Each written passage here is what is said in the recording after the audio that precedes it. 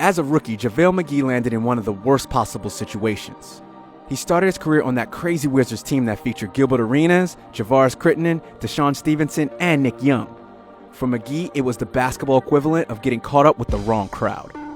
And spending your formative years surrounded by those guys would mess anyone up. This is postgame. JaVale always had some underlying boneheaded tendencies, but Washington's terrible team and culture really enabled them to come to the surface. Any possible excuse or explanation for why Gilbert Arenas, loaded or not loaded, would have guns in a locker room in the NBA? A model franchise like the Spurs would have forced those bad habits out of him almost immediately. And Shaquille O'Neal roasting him on Shaqtin' a Fool every night only fueled the idea that McGee was nothing but a punchline. Hold him off! Hold him off! There was a bigger, more fundamental problem too. JaVale wasn't taking advantage of his incredible physical tools or living up to his potential. McGee showed flashes and his stats were okay, but he mainly did it putting up empty numbers. He got a lot of his buckets outside the flow of the offense, or once the game had already been lost. But the tide finally started to turn when McGee was traded to Denver in March 2012. He almost immediately looked so much better on the freewheeling Nuggets. That was thanks in part to George Karl, one of the most successful coaches of all time and a master of maximizing the strengths of his players. This was also the first time JaVale had played on a team that actually moved the ball and looked for him on offense, and the results were spectacular. In his Nuggets debut, McGee threw down endless alley-oops and even won the game with a crazy tip jam off a missed free throw. But just as things were really looking up, injury struck. McGee missed all but 5 games in 2013 to 2014 after having surgery to repair a stress fracture in his leg. And the injury bug didn't let up. McGee managed just 23 games the following season and 34 games the year after that. And just to rub salt into the wounds, he was traded to the process-trusting 76ers when they barely had a single recognizable player on their roster. He signed with the Mavs not long afterwards, but was waived once again. At this point, it would have been easy to write off McGee altogether. Injuries were getting the better of him, and he only ever had 1.5 good seasons anyway. The public still perceived him as the old JaVale too, in large part thanks to Shaq. My boy is back!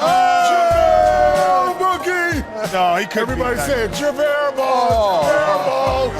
JaVale ball! But there was one team which saw things differently, the Golden State Warriors.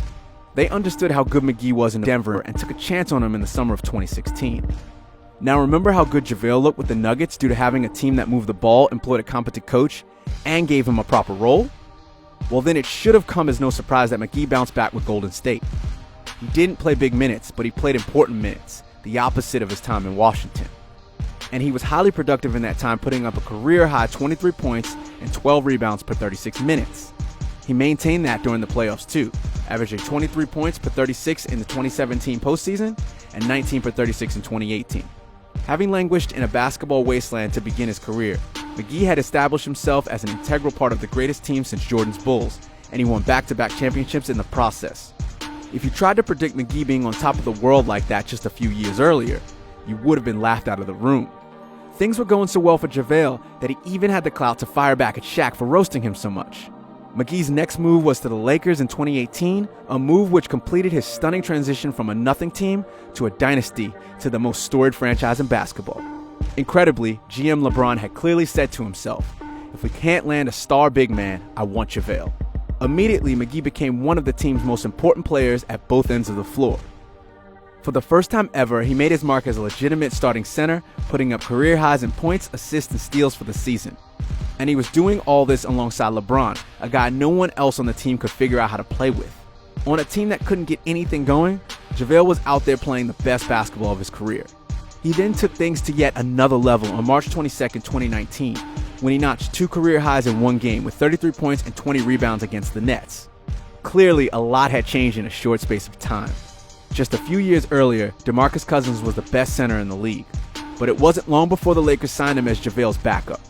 And when Boogie went down, his new backup was Dwight Howard, who was also the best center in the league in a previous life. Just take a second to think about how crazy that is. Think back to every other so-called boneheaded player from the past. How many of them actually got better as they aged? Not many, if any. Gilbert Arenas, Deshaun Stevenson, and Nick Young certainly didn't. All of McGee's achievements came against the odds. And this summer, he even had the luxury of being a coveted free agent. After being a punchline for so long, suddenly he was the guy teams were chasing.